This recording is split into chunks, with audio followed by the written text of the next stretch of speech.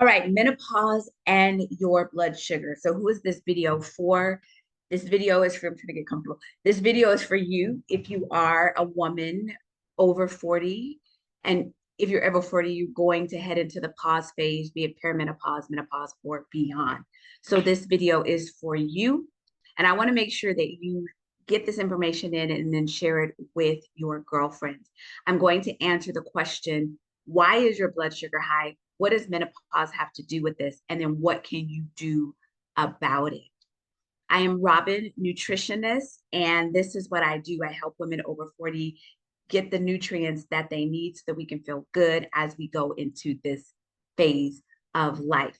All right, so with menopause, our hormones are doing a wild dance, hormone mayhem, if you will. And as our estrogen changes and our progesterone and all of those things change, our body just becomes less responsive to insulin. And we need insulin in order to help balance our blood sugar. So you may be eating what you've been eating before, and maybe you notice that your A1C is creeping up. You may have been told now that you're pre-diabetic, or maybe you're even diabetic.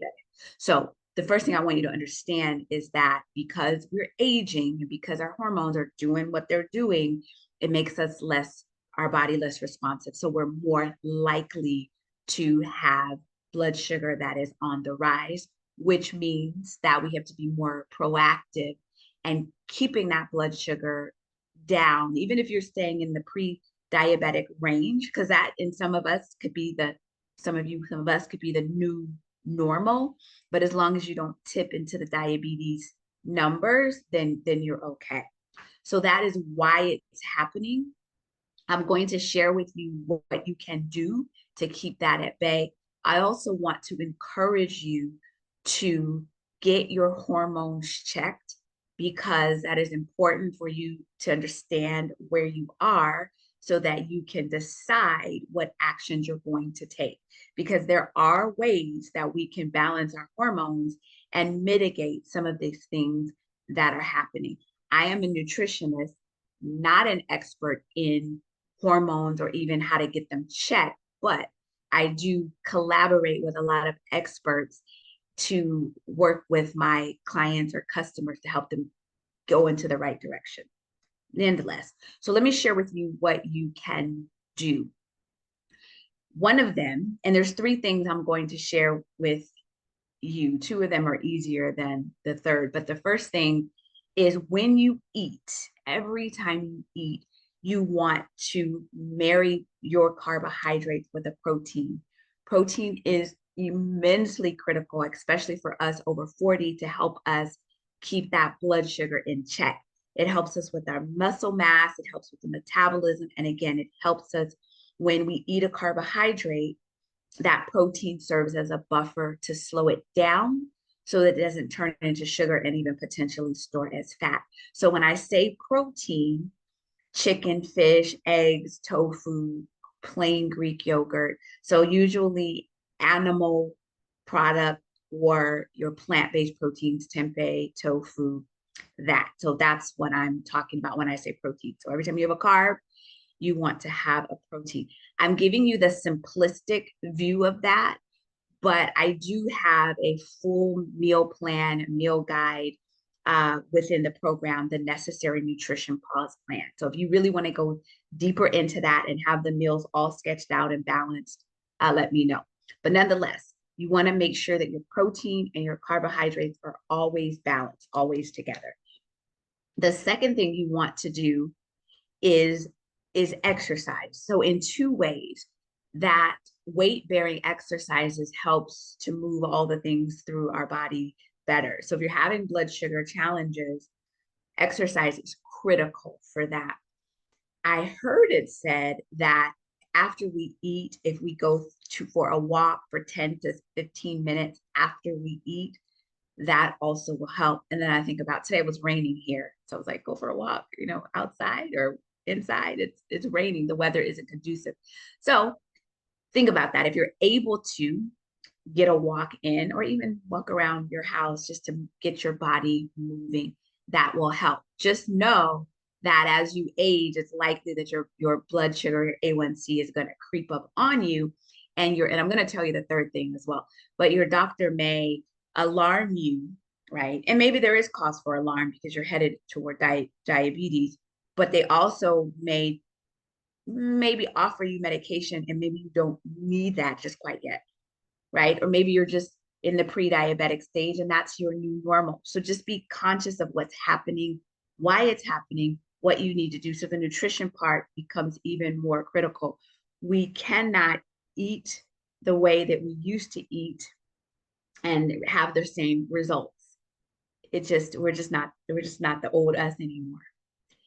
The last thing that helps with the blood sugar, and this is the one that I say is easier said than done. And when I listen to other experts say this, I sometimes they say it so casually and I roll my eyes. Not that it's not true, but the casual way of saying it. So I'll tell it to you. It's the third one is to reduce your stress.